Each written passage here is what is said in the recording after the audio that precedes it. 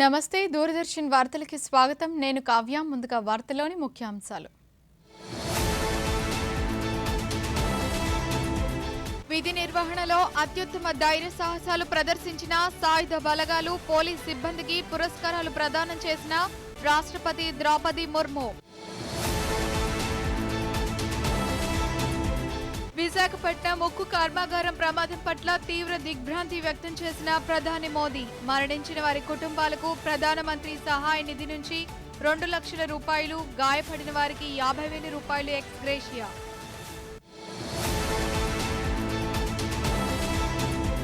విశాఖ ఉక్కు కర్మాగారంలో ప్రమాదం.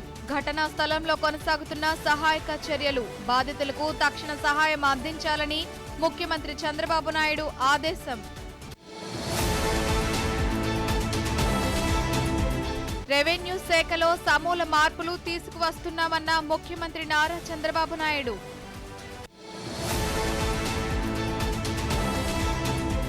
ముడి చమురు, ఎల్పీజీ సరఫరా స్థిరంగా ఉందన్న పెట్రోలియం మంత్రిత్వ శాఖ. వార్తల్లో వివరాలు చూద్దాం. విధి నిర్వహణలో అత్యుత్తమ ధైర్య సాహసాలు ప్రదర్శించిన సాయుధ బలగాలు పోలీస్ సిబ్బందికి రాష్ట్రపతి ద్రౌపది ముర్ము పురస్కారాలు ప్రదానం చేశారు. న్యూఢిల్లీలో రాష్ట్రపతి భవన్లో జరిగిన రక్షణ అవార్డుల ప్రదానోత్సవంలో పలువురికి వీరచక్ర, కీర్తి చక్ర, శౌర్య చక్రాలను ఆమె అందజేశారు. ఈ కార్యక్రమంలో భారత ఉపరాష్ట్రపతి సిపి రాధాకృష్ణన్, ప్రధానమంత్రి నరేంద్ర మోదీ, కేంద్ర రక్షణ శాఖ మంత్రి రాజ్నాథ్ సింగ్ పాల్గొన్నారు. 4వ రాష్ట్రీయ రైఫిల్స్కు చెందిన లాన్స్ దఫాదార్ బలదేవ్ చంద్కు మరణానంతరం శౌర్యచక్ర పురస్కారం, బార్డర్ సెక్యూరిటీ ఫోర్స్కు చెందిన sub inspector Mohammed Imtiaz, constable Deepak చింగ్కమ్కు మరణానంతరం వీరచక్ర పురస్కారాన్ని రాష్ట్రపతి చేతుల మీదుగా వారి కుటుంబ సభ్యులకు అందజేశారు.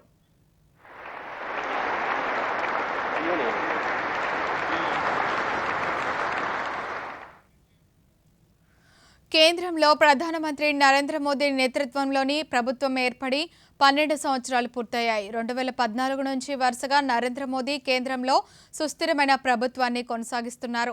పేదల సంక్షేమం కోసం 12 ఏళ్ల నుంచి కేంద్ర ప్రభుత్వం అమలు చేస్తున్న పథకాలు, చేపట్టిన సంస్కరణలను, అభివృద్ధి పదంలో దేశం పయనిస్తున్న తీరును ఆయన వివరించారు.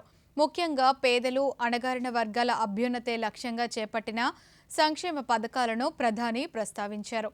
ఆ విశేషాలను ఇప్పుడు చూద్దాం. దేశ ప్రధానిగా నరేంద్ర మోదీ బాధ్యతలు చేపట్టిన తర్వాత అనేక రంగాల్లోనే కాదు, సమాజంలోని అణగారిన పేదల జీవితాల్లోనూ వెలుగులు నింపేందుకు విశేషంగా కృషి చేస్తున్నారు. ఈ నేపథ్యాన్ని పురస్కరించుకుని ప్రధాని స్పందించారు. గత 12 సంవత్సరాలలో దేశం అనేక పరివర్తనలకు సాక్ష్యంగా నిలిచిందని తెలిపారు. ఈ మార్పులన్నిటికీ పేదలు, అణగారిన వర్గాల సంక్షేమమే మూలమని పేర్కొన్నారు. తమ ప్రభుత్వం ఎల్లప్పుడూ అంత్యోదయం నుంచి స్ఫూర్తి పొందిందని, దశాబ్దాలుగా వెనుకబడిన వారికి అభివృద్ధి ఫలాలు చేరేలా చూడటమే తమ ప్రయత్నమని తెలిపారు. దేశంలో విస్తృతంగా అమలవుతున్న జన్ ధన్ ఖాతాలు, ప్రత్యక్ష ప్రయోజన బదిలీ, స్వచ్ఛ భారత్, పీఎం ఆవాస్ యోజన, జల్ జీవన్ మిషన్, ఆయుష్మాన్ భారత్ వంటి అనేక కార్యక్రమాలు ప్రజలకు చేరువయ్యాయని ప్రధాని మోదీ పేర్కొన్నారు. ఆయా పథకాలతో ప్రజలకు గౌరవంతో పాటు అపారమైన అవకాశాలు లభించాయన్నారు. దేశాన్ని అభివృద్ధి పదంలో ముందుకు తీసుకువెళ్లాలన్న ఏకైక లక్ష్యంతో ప్రతి కార్యక్రమం ముందుకు సాగుతోందని వివరించారు. పేదల జీవన ప్రమాణాలను మెరుగుపరచడంలో సాంకేతికత కీలక పాత్ర పోషించడం పట్ల ప్రధానమంత్రి సంతోషం వ్యక్తం చేశారు. ప్రత్యక్ష ప్రయోజన బదిలీ ద్వారా డిజిటల్ వేదికగా ప్రజలకు నేరుగా, పారదర్శకంగా సహాయం అందుతోందని మోదీ పేర్కొన్నారు. దీనివల్ల అవకతవకలు తగ్గి, సామర్థ్యం మెరుగుపడి ప్రజల్లో విశ్వాసం బలపడిందని ప్రధానమంత్రి తెలిపారు. ఈ విధంగానే గరీబ్ కళ్యాణ్ యోజన వికసిత భారత కలను సాకారం చేసే దిశగా ఒక సామూహిక ఉద్యమంగా మారిందని పేర్కొన్నారు. గత 12 ఏళ్లలో భారతదేశం ఎన్నో పరివర్తనలకు సాక్ష్యంగా నిలిచిందన్నారు. ఈ మార్పులన్నిటికీ పేదలు, అణగారిన వర్గాల సంక్షేమమే మూలమని పేర్కొన్నారు. దశాబ్దాలుగా వెనుకబడిన వారికి అభివృద్ధి ఫలాలు చేరేలా చూడటమే తమ ప్రభుత్వం చేస్తున్న ప్రయత్నమని తెలిపారు. పేదల జీవన ప్రమాణాలను మెరుగుపరచడంలో సాంకేతికత కీలక పాత్ర పోషించడం కూడా సంతోషకరమైన విషయంగా పేర్కొన్నారు. పేదల అభ్యున్నతే లక్ష్యంగా చేపట్టిన గరీబ్ కళ్యాణ్ యోజన ద్వారా ఆయా కుటుంబాల ఆరోగ్య సంరక్షణ, గృహ వసతి, ఆర్థిక సాధికారత, పారిశుద్ధ్యం, స్వచ్ఛమైన నీరు, ఆహార భద్రత వంటివి చేరువ చేశామని ప్రధాని తెలిపారు. తద్వారా పేదల జీవితాలను మెరుగుపరచడానికి, అవకాశాలను సృష్టించడానికి గరీబ్ కళ్యాణ్ యోజన ఎంతో దోహదపడిందని పేర్కొన్నారు. సమ్మిళిత అభివృద్ధి, పరివర్తనాత్మక ప్రభావం వంటివి 25 కోట్లకు పైగా ప్రజలు పేదరికం నుంచి బయటపడేలా చేశాయన్నారు. వీరంతా నూతన తరం మధ్యతరగతి ప్రజలుగా అభివృద్ధి సాధించారని తెలిపారు. విశాఖపట్నం ఉక్కు కర్మాగారంలో జరిగిన ప్రమాదం పట్ల ప్రధాని నరేంద్ర మోదీ తీవ్ర దిగ్భ్రాంతి వ్యక్తం చేశారు. తమ వారిని కోల్పోయిన కుటుంబాలకు ప్రగాఢ సానుభూతి తెలిపారు. గాయపడిన వారు త్వరగా కోలుకోవాలని ఆకాంక్షించారు. ప్రధానమంత్రి జాతీయ సహాయ నిధి నుంచి మరణించిన వారి కుటుంబాలకు 2 లక్షల రూపాయల పరిహారం ప్రకటించారు. అలాగే గాయపడిన వారికి 50,000 రూపాయల సహాయాన్ని అందిస్తామని తెలిపారు. ఈ మేరకు సామాజిక మాధ్యమంలో ప్రధాని నరేంద్ర మోదీ వెల్లడించారు.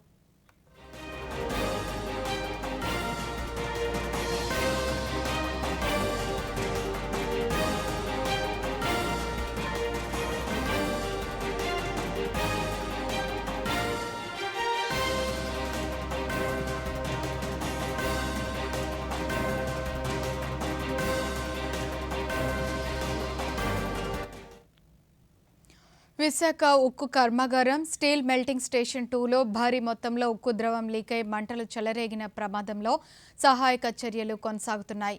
ఈ ప్రమాదంలో పలువురు కార్మికులు మృతి చెందగా పలువురు తీవ్రంగా గాయపడ్డారు. ఉక్కు ద్రవాన్ని లిఫ్ట్ చేస్తూ ఉండగా ఈ ప్రమాదం జరిగినట్లు తెలుస్తోంది. ఘటనా స్థలానికి చేరుకున్న అగ్నిమాపక సిబ్బంది మంటలను ఆర్పేందుకు ప్రయత్నిస్తున్నారు. గాయపడిన వారిని చికిత్స నిమిత్తం స్టీల్ ప్లాంట్ ఆసుపత్రికి తరలించారు. విశాఖ స్టీల్ ప్లాంట్లో జరిగిన ప్రమాదంపై ముఖ్యమంత్రి నారా చంద్రబాబు నాయుడు తీవ్ర దిగ్భ్రాంతి వ్యక్తం చేశారు. సంబంధిత అధికారులతో ప్రమాద తీవ్రతపై సమీక్షించారు. అవసరమైన అన్ని చర్యలు తీసుకోవాలని, బాధితులకు తక్షణ సహాయం అందించాలని అధికారులను ఆదేశించారు.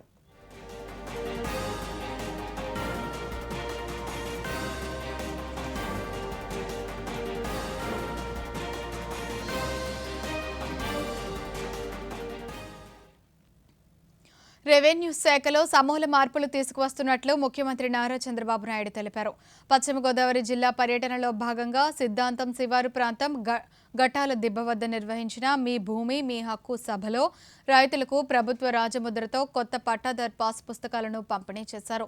ఈ సందర్భంగా ముఖ్యమంత్రి మాట్లాడుతూ రీసర్వే 2.0 కింద ఇప్పటికే 1836 గ్రామాల్లో తుది రికార్డ్ ఆఫ్ రైట్స్ పూర్తి చేశామన్నారు. వారసత్వ హక్కుల బదిలీని సులభతరం చేశామన్నారు. గోదావరి డెల్టా ప్రాంతంలో కాలువలు, చెరువులు మరమ్మతులు నిర్వహణ సమర్థవంతంగా చేస్తున్నామని తెలిపారు. సర్వే చేసిన తర్వాత బ్లాక్ చైన్ టెక్నాలజీలో పెడితే ఎవ్వరు కూడా మీ రికార్డు ట్యాంపర్ చేయలేరు. అక్కడి నుంచి ఎప్పుడైనా ట్యాంపర్ చేసినా ఎవరు చేశారో తెలిసిపోతుంది. ఈరోజు మీకు ఇచ్చిన పుస్తకం ఉంది, అందులో క్యూఆర్ కోడ్ ఉంది. మీ ఫోన్ నుంచి క్యూఆర్ కోడ్ చూపిస్తే మీ పొలం ఎక్కడుందో అది నేరుగా గూగుల్ మ్యాప్లో మిమ్మల్ని తీసుకెళ్తుంది. రెండవది, మీరు క్యూఆర్ కోడ్ కొడితే ఈరోజు ఈ క్షణంలో మీ భూమి మీ పేరుతో ఉందా, ఎవరన్నా మార్చేశారా కూడా వస్తుంది. అంటే ఎప్పుడు కావాలంటే అప్పుడు చెక్ చేసుకునే విధంగా ఎన్ని ప్రాంతాల్లో మీ భూమి ఉన్నా అన్ని కూడా ఒకే పట్టాదారు పాస్ పుస్తకంలో తీసుకొచ్చిన ఘనత ఈ ప్రభుత్వానిది, ఎన్డీఏదని చెప్పి మరొక. భారతదేశానికి వేల సంవత్సరాల క్రితం లభించిన అమూల్యమైన ఆధ్యాత్మిక సంపద యోగా అని రాష్ట్ర పర్యాటక శాఖ మంత్రి కందుల దుర్గేష్ పేర్కొన్నారు. తూర్పుగోదావరి జిల్లా రాజమహేంద్రవరం కేంద్ర కారాగారంలో నిర్వహించిన యోగాంధ్ర 2026 కార్యక్రమంలో మంత్రితో పాటు జిల్లా అధికారులు, కారాగార సిబ్బంది, ఖైదీలు పెద్ద సంఖ్యలో పాల్గొన్నారు. ఈ సందర్భంగా మంత్రి మాట్లాడుతూ యోగా కేవలం వ్యాయామ విధానం మాత్రమే కాదని అది సంపూర్ణ జీవన విధానమని అన్నారు.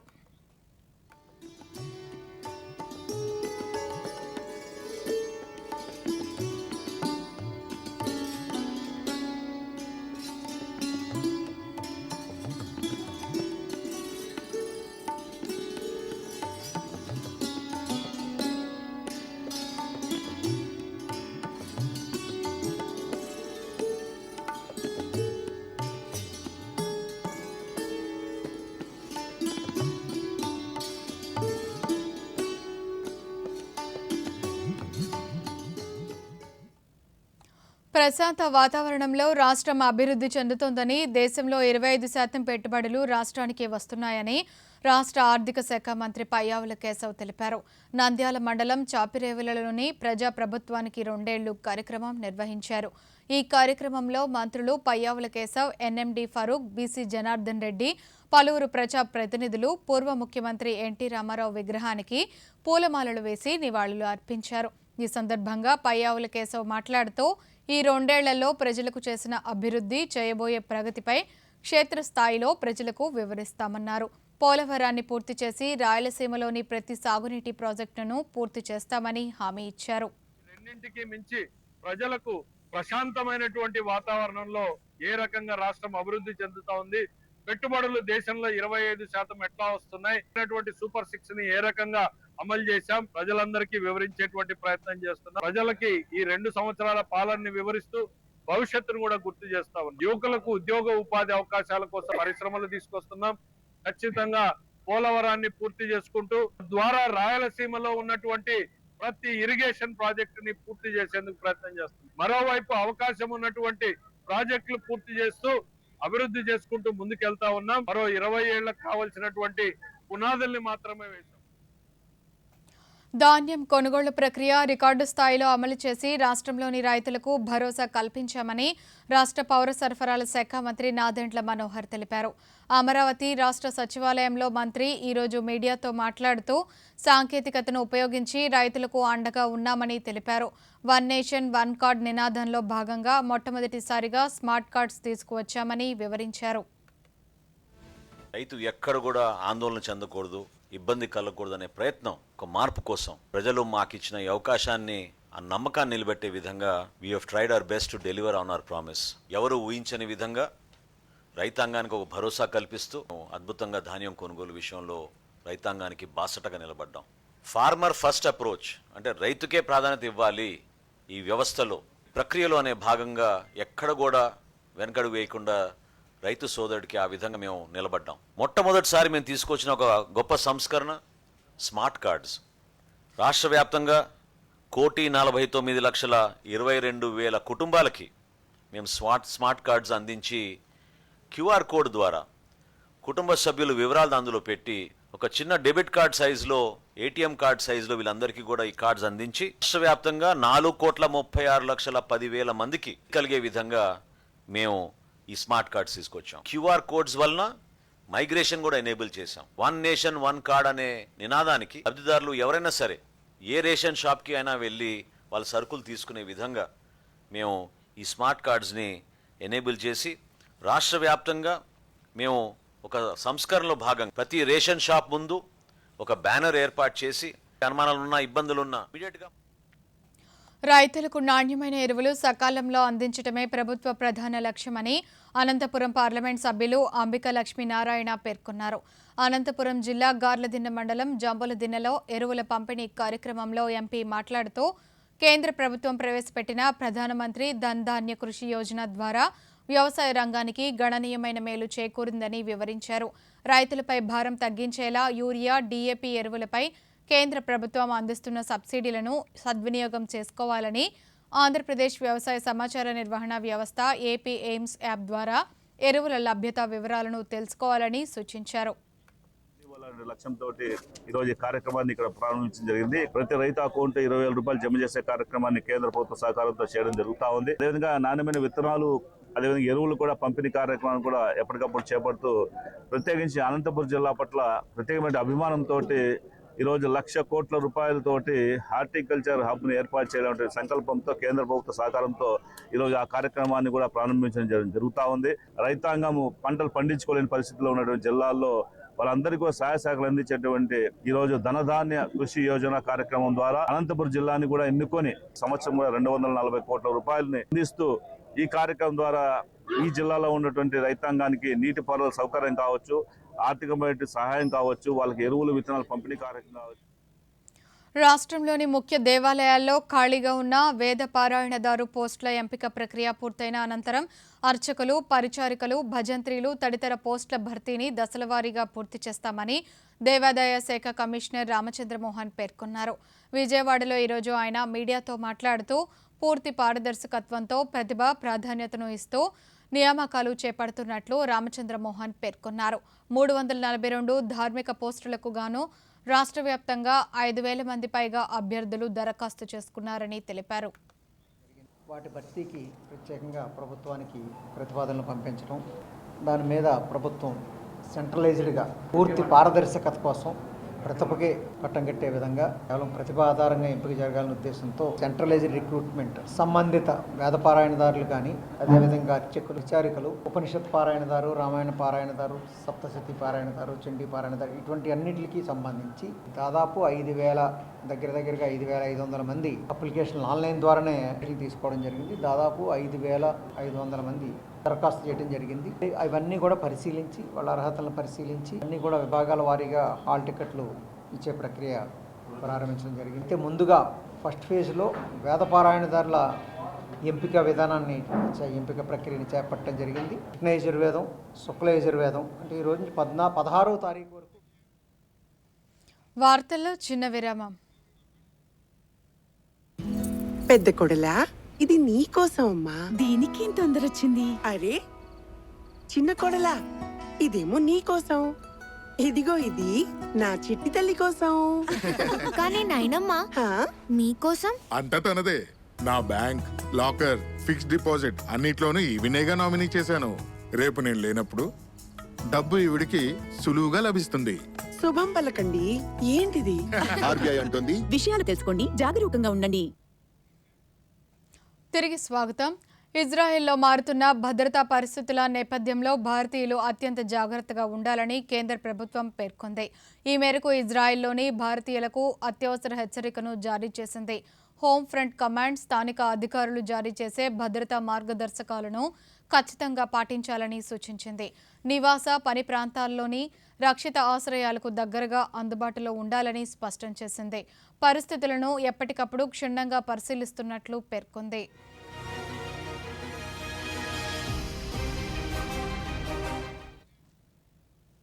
యమునా నది పునరుద్ధరణపై కేంద్ర హోంమంత్రి అమిత్ షా ఈరోజు ఢిల్లీలో సమీక్షా సమావేశం నిర్వహించారు.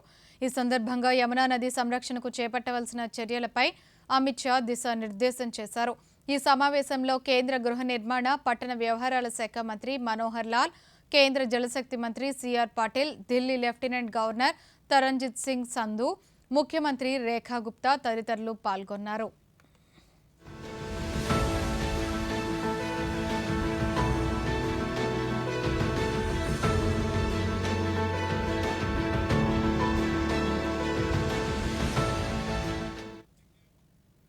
లక్నోలోని వాతావరణ కేంద్రాన్ని ప్రాంతీయ వాతావరణ కేంద్రంగా కేంద్ర ప్రభుత్వం ఆధునికీకరించింది.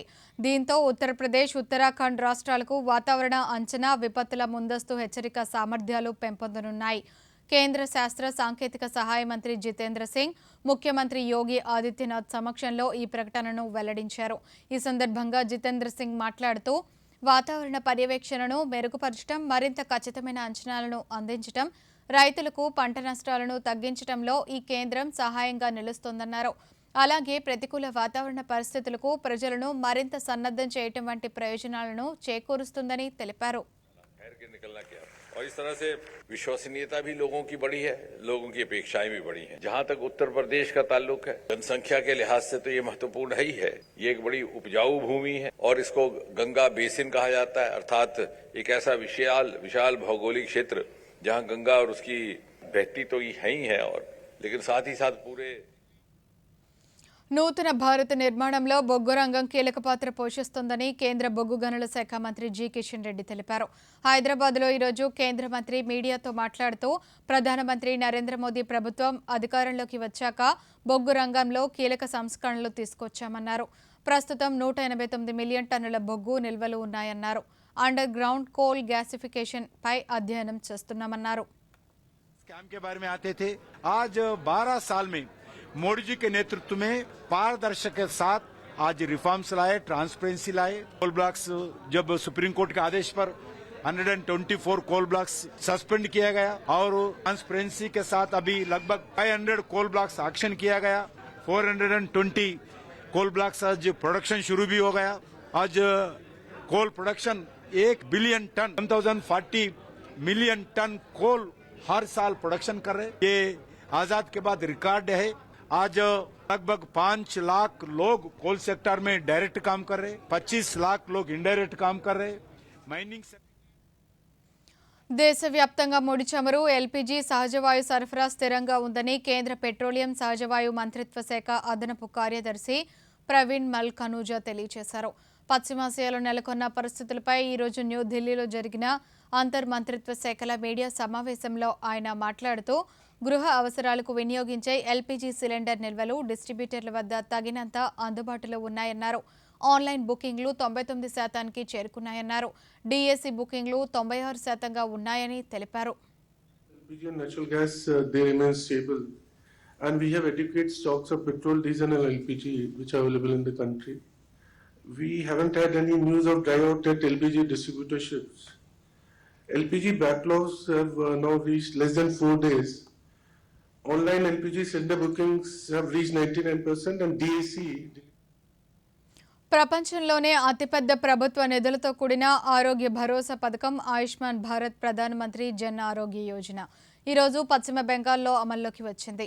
కేంద్ర ఆరోగ్య శాఖ మంత్రి జేపీ నడ్డా అధ్యక్షతన ఢిల్లీలో నిర్వహించిన కార్యక్రమంలో ఒప్పంద పత్రాలపై సంతకాలు చేశారు. ఈ కార్యక్రమంలో పశ్చిమ బెంగాల్ ముఖ్యమంత్రి సువేందు అధికారి, కేంద్ర మంత్రులు ప్రతాప్రావు జాదవ్, అనుప్రియ పటేల్ పాల్గొన్నారు. ఈ సందర్భంగా కేంద్ర మంత్రి జేపీ నడ్డా మాట్లాడుతూ దేశవ్యాప్తంగా సార్వత్రిక ఆరోగ్య సంరక్షణను కల్పించడానికి భారత్ చేస్తున్న కృషికి ఈ ఒప్పందం ఒక కీలక మైలురాయిగా నిలుస్తుందని వెల్లడించారు. वर्ल्ड हेल्थ ऑर्गेनाइजेशन के डायरेक्टर जनरल डॉक्टर टेड्रोस ने कहा, mister Nadda, come and talk something about your prime minister. కేంద్ర వాణిజ్య పరిశ్రమల శాఖ మంత్రి పీయూష్ గోయల్ ఈరోజు న్యూఢిల్లీలో భారత్ ఔద్యోగిక్ వికాస్ యోజన భవ్య పోర్టల్ను ప్రారంభించారు. ఈ సందర్భంగా ఆయన మాట్లాడుతూ దేశవ్యాప్తంగా భారీ పెట్టుబడులతో పారిశ్రామిక వ్యవస్థను అభివృద్ధి చేయడంతో పాటు ఉపాధి కల్పనను ప్రోత్సహించేందుకు భవ్య పథకాన్ని అందుబాటులోకి తెచ్చినట్లు వెల్లడించారు. ఈ పథకం ద్వారా 100 పారిశ్రామిక పార్కులు ఏర్పాటు చేస్తామన్నారు. పర్వత ప్రాంతాలు, చిన్న కేంద్రపాలిత ప్రాంతాలు, కొండ ప్రాంత రాష్ట్రాలు, ఈశాన్య రాష్ట్రాల్లో కనీసం 25 ఎకరాల విస్తీర్ణంతో ఈ పార్కులను రూపొందిస్తామని తెలిపారు. Serving continuously. Jawaharlal Nehru ji was the longest serving duly elected prime minister. His first election was in 1950. అభివృద్ధి, వారసత్వం కలిసి సాగే ఒక విశిష్టమైన మార్గంలో భారతదేశం పయనిస్తోంది. సాంస్కృతిక ప్రదేశాల పునరుద్ధరణ నుండి పునరుత్పాదక ఇంధనం, వన్యప్రాణుల సంరక్షణ, పర్యావరణ పరిరక్షణలో సాధిస్తున్న గణనీయమైన పురోగతి వరకు ప్రగతి సంప్రదాయాలు ఏ విధంగా కలిసి వర్ధిల్లగలవో దేశం నిరూపిస్తోంది. అయోధ్య, కాశీ, ఉజ్జయినిలో చారిత్రక సాంస్కృతిక ప్రదేశాల పునరుద్ధరణ భారతీయ వారసత్వ పరిరక్షణలో ఒక ముఖ్యమైన మైలురాయి. మౌలిక వసతుల ఆధునికీకరణతో పాటు ఈ పురాతన నగరాల ఆధ్యాత్మిక, సాంస్కృతిక ప్రాముఖ్యతను పరిరక్షిస్తూ పర్యాటక రంగాన్ని ప్రోత్సహించేలా పలు ప్రాజెక్టులు రూపొందించారు.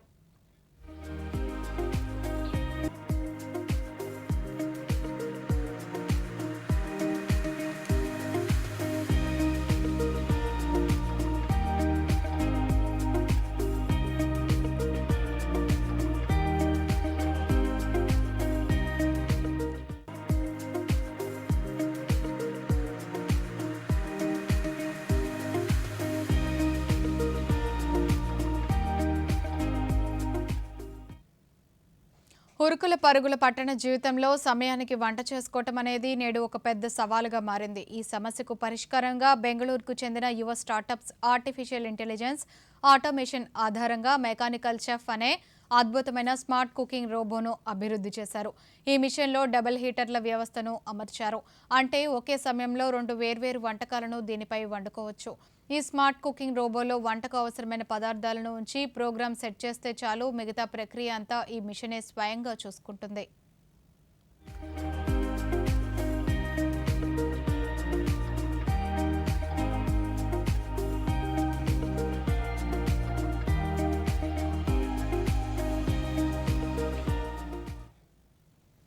వేసవి కాలంలో ఎండ తీవ్రత తట్టుకునేలా ఎలాంటి కరెంట్ మెషినరీ లేకుండా పురాతన భారతీయ నిర్మాణ శాస్త్రంలో సహజ సిద్ధంగా చల్లటి గాలిని ప్రసరింపజేసే పద్ధతులు ఎంతో అద్భుతమైనవి. రాజస్థాన్లోని జైసల్మేర్ కోటలో ఉన్న 377 ఏళ్ల నాటి హావా పోల్ ప్రాచీనమైన ఇంజనీరింగ్ అద్భుతానికి, పర్యావరణ అనుకూల నిర్మాణానికి ప్రసిద్ధి చెందింది. జైసల్మేర్ కోటను నిర్మించిన కాలంలో ఆ ప్రాంతం చుట్టూ తీవ్రమైన ఇసుక తుఫానులు, కదిలే ఇసుక తిన్నెలు ఎక్కువగా ఉండేవి. ఈ భౌగోళిక పరిస్థితులను తట్టుకునేలా సహజమైన గాలి నిరంతరం ప్రసరించేలా కోటలోని రాజభవన నిర్మాణాలను అద్భుతంగా డిజైన్ చేశారు. నాటి డిజైన్ ఎంత ప్రభావవంతమైనది అంటే ఎండ తీవ్రత 45 డిగ్రీల సెల్సియస్ నమోదైనా కూడా ఈ వెంటిలేషన్ మార్గంలో చల్లని గాలి వీచే అనుభూతి కలుగుతుంది.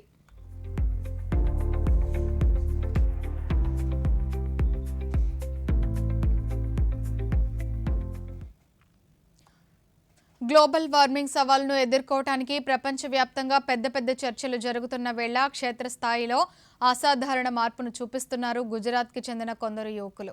తమకు లభించే ఆదివారం సెలవును వినోదాల కోసం కాకుండా ఒక బంజరు భూమిని పచ్చటి అడవిగా మార్చడానికి అంకితం చేశారు. యువకులు తమ సొంత నగదుతో చిన్న పొదుపు మొత్తాల నుంచి డబ్బును సేకరించి మొక్కలు నాటడం ప్రారంభించారు. ఫలితంగా నేడు ఈ కొండపై 3000 కంటే ఎక్కువ మొక్కలు పచ్చటి వృక్షాలుగా ఎదుగుతున్నాయి. అంతేకాకుండా కొండపై పర్యాటకులు పారేసే ప్లాస్టిక్ వ్యర్థాలను క్రమం తప్పకుండా శుభ్రం చేయటం, వేసవి కాలంలో పక్షుల దాహం తీర్చడానికి మట్టి పాత్రలో నీటిని ఏర్పాటు చేయటం వంటివి వీరికి సెలవు దినాల్లో నిత్య కృత్యంగా మారింది.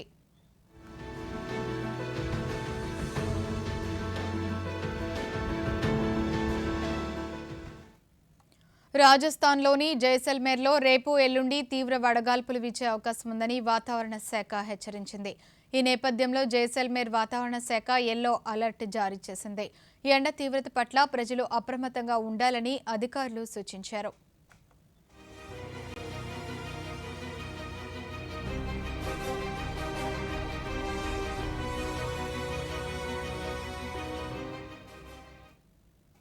కాశ్మీర్ యువత కేవలం అవకాశాల కోసం వెతకటమే కాదు, వాటిని సృష్టిస్తున్నారు. కాశ్మీర్ యువ పారిశ్రామికవేత్తలు నూతన ఆవిష్కరణలు, అవకాశాల శకానికి నాంది పలుకుతున్నారు. సంప్రదాయ వ్యాపారాలను దాటి పర్యాటకం, ఐటీ, వ్యవసాయం, చేనేత, పర్యావరణ అనుకూల రంగాల్లో స్టార్టప్లను విజయవంతంగా నిర్వహిస్తున్నారు. సాంప్రదాయ కాశ్మీరీ అనుభవాలను ఆధునిక పర్యాటకంతో మేళవించి డిజిటల్ మాధ్యమాల వినియోగంతో నూతన ఉద్యోగ అవకాశాలు సృష్టిస్తూ విశ్వసనీయమైన సేవలను అందిస్తున్నారు. తద్వారా దైనందిన జీవితాలను మెరుగుపరుచుకుంటూ సాధికారత వైపు అడుగులు వేస్తున్నారు.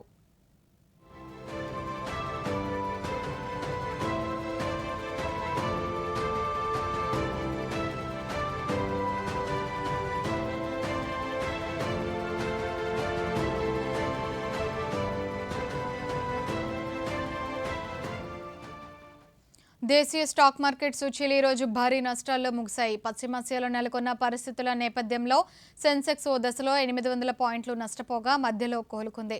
ఆఖరిలో మళ్లీ అమ్మకాల ఒత్తిడితో 700 పాయింట్ల నష్టపోయింది. ఈ ఉదయం 73,421 పాయింట్ల వద్ద నష్టాల్లో ప్రారంభమైన సెన్సెక్స్ రోజంతా నష్టాల్లో కదలాడింది. ఇంట్రాడేలో 73,318, 73,934 మధ్య కదలాడిన సూచీ చివరికి 719 పాయింట్ల నష్టంతో 73,524 వద్ద స్థిరపడింది. ఇక నిఫ్టీ 243 పాయింట్ల నష్టంతో 23,123 వద్ద ముగిసింది. డాలర్తో రూపాయి మారకం విలువ ₹95.70 వద్ద స్థిరపడింది.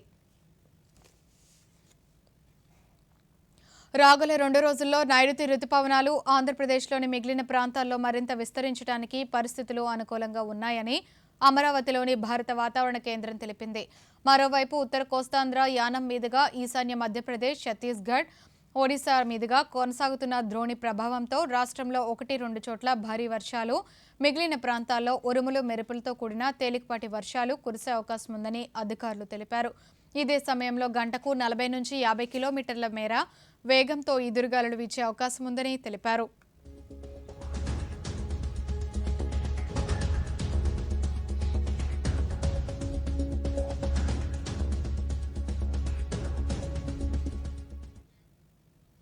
వార్తలు ముగించే ముందు ముఖ్యాంశాలు మరోసారి.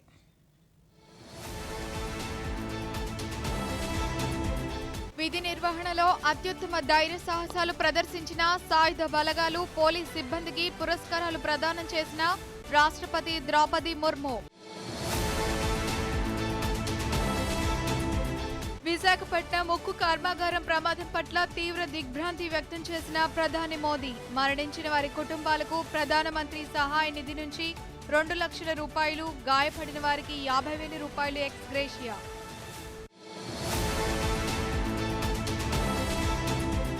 విశాఖ ఉక్కు కర్మాగారంలో ప్రమాదం. ఘటనా స్థలంలో కొనసాగుతున్న సహాయక చర్యలు. బాధితులకు తక్షణ సహాయం అందించాలని ముఖ్యమంత్రి చంద్రబాబు నాయుడు ఆదేశం. రెవెన్యూ శాఖలో సమూల మార్పులు తీసుకువస్తున్నామన్న ముఖ్యమంత్రి నారా చంద్రబాబు నాయుడు.